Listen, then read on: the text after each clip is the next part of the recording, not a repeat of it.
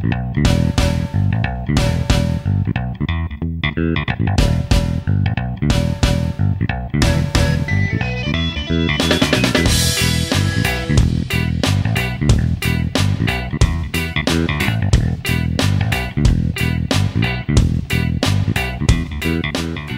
video is going to be about whether or not you should pursue an education in photography, and more or less a formal education.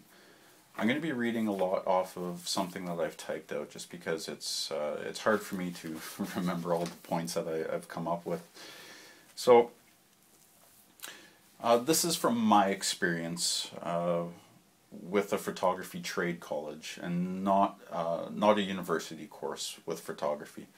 I chose to go the trade college route with photography because they did teach a lot of the theory. Well, they taught all the theory, but a lot of the focus was on hands-on. It's, you know, one-on-one with the instructor. They're showing you how to do it. They're explaining why it's done this way, and so on and so forth.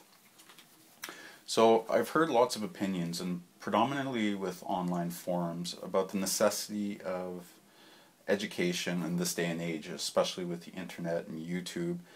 And I just wanted to chime in as somebody who actually has gone to school for photography and what my thoughts are on the situation.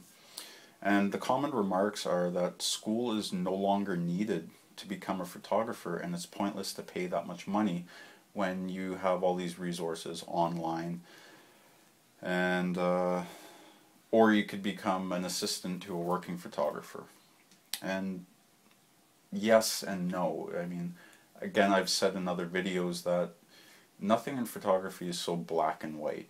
It's all, you know, depends on what you're looking for, and this is no different. So it's true that you can find just about everything you need to know online. I mean, you're looking at this video, not that I'm this photography god. There's lots I still need to know and learn, and I think most photographers will say that. Where was I here? But the thing is with online is you have to sift through the bottomless pit of bullshit to figure out what's right or wrong, or, you know, it's just a sea of endless opinions, and a lot of them are right, but there's so much that is just wrong to it. And I'll always try and tell you what's my opinion versus what is actually incorrect. I mean, we all have opinions, different ways of doing things, and so on and so forth. And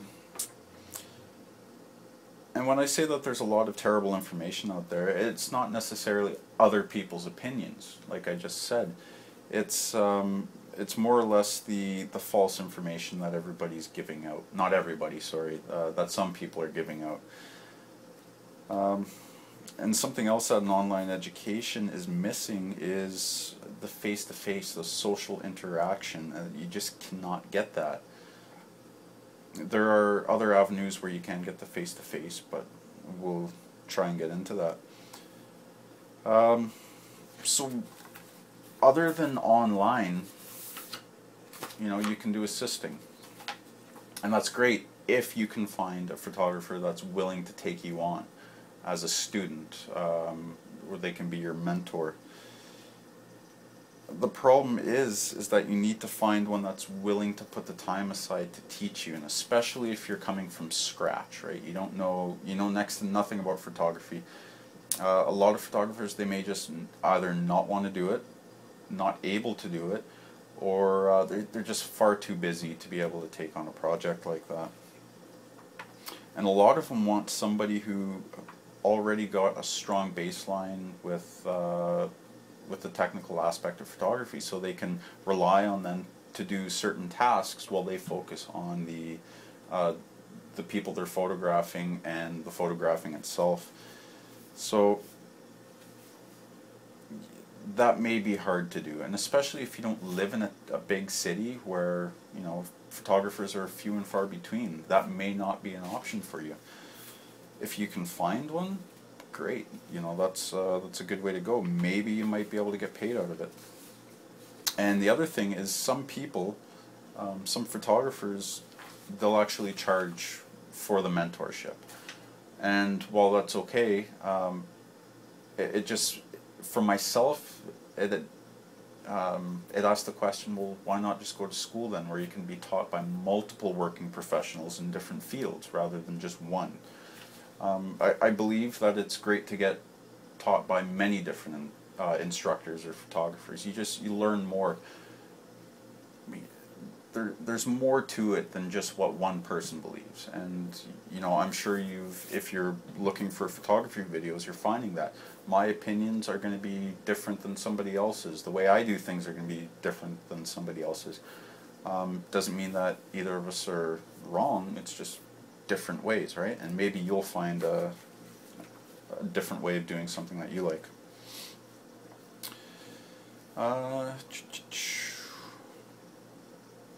Some people will argue the point that you can just attend workshops, and they'll touch on that in a little bit as well.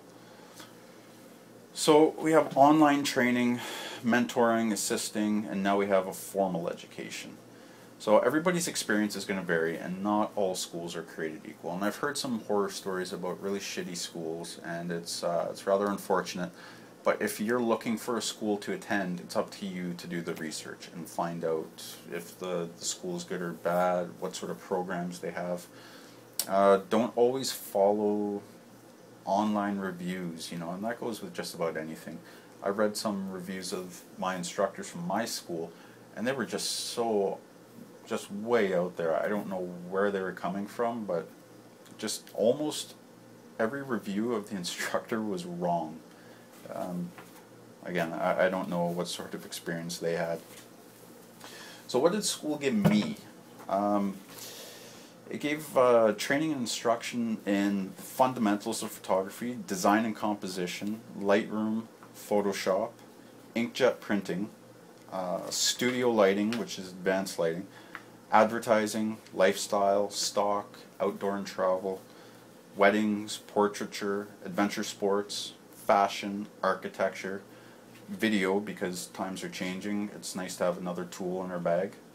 And most important of all, business. Business is very, very important, and I think that's an absolute must for any photographer wanting to make it in the field. All the classes in each individual discipline were taught by working professionals with years of experience. So I mean, these were people who knew what they were talking about, and they were still working pros. They had just set time aside during each individual phase to teach us. We learned how to set business goals, create marketing plans, forecast our yearly earnings, price our work and invoice clients for each different genre of photography. The pricing for portraiture is going to be different than dealing with editors for magazines, if you're going to do stuff like that. And which is arguably the most important part of being a professional photographer, is all that information. So can you learn lots without this sort of formal education? Well, yeah, absolutely you can. And there are many, many successful self-taught photographers out there working right now, and some of the famous photographers, there's quite a few that are self-taught. And there are many photographers with a formal education that haven't made it. So, it's about even there. It just, again, depends on what you want out of it. And we're all different. That's something you have to remember. Some people will be better teaching themselves or by learning on YouTube, watching videos, reading books. That's sufficient for some people. For somebody like me, I needed to immerse myself in the world of photography and be with like-minded individuals in an educational environment. And that is something that I felt would help me grow as a photographer and get me towards where I wanted to go. So each class that we had with the teachers, they had us doing assignments, and they had pretty strict guidelines. And some of them would give us free rein to push our creativity. They wouldn't say that you had to take a picture of this at this time and have these settings and so on and so forth, specifically in our design and comp class. That was the most creative class that we had, and I learned a lot about myself as far as creativity is concerned. I never considered myself a highly creative person, but that class really helped me grow, and I don't think I would have gotten the same results anywhere else. The instructors constantly told us to treat them as the client or the editor, which meant that assignments had to be handed in on time. There was no excuses. It had to be done, you know. A client doesn't care that you got stuck in traffic and you weren't able to get home to edit the photos on time or deliver them. An editor doesn't want to hear your excuses. They just want to see a photo on their desk. So they created that environment, so we sort of had an idea of what it would be like on the outside. We were penalized hard if we were late, and that's just the name of the game. You know, if you screw up when you're out and working in the field, you could ruin your name for being consistently late with projects or assignments. Every time we had an assignment due, we went into school either the day before, the morning of, what have you, and we printed out our assignments on 8x10. And we proceeded to go into class. We put our 8x10s all up on a board, the whole class together, and we proceeded with a class critique. The instructors would go through and tell us the goods and bads of the image. If our images suck, they would tell us, but they would be nice about it. That being said, if they were really good, they would give us praise. So, and I think that type of critique is invaluable. It helps you grow. You got to put your ego aside, like I said in the previous video, and you just have to take it in. And we know we're getting critiques from professionals, right? They do this. They see this all the time. And it's you can't get critiques from friends and family because they're not going to give you the honesty that these people will.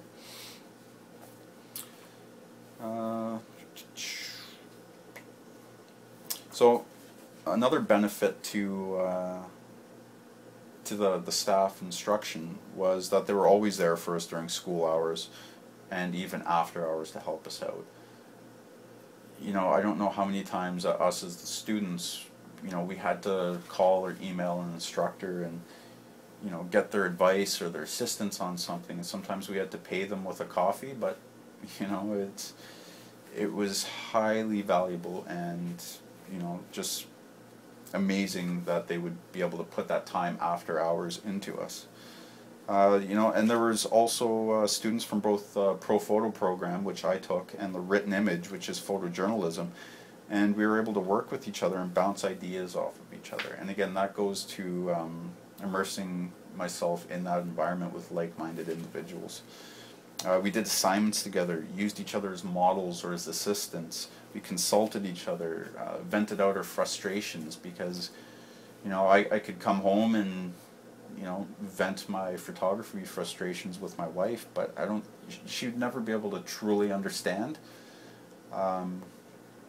like another photographer would. So, you know, there's that benefit to it as well.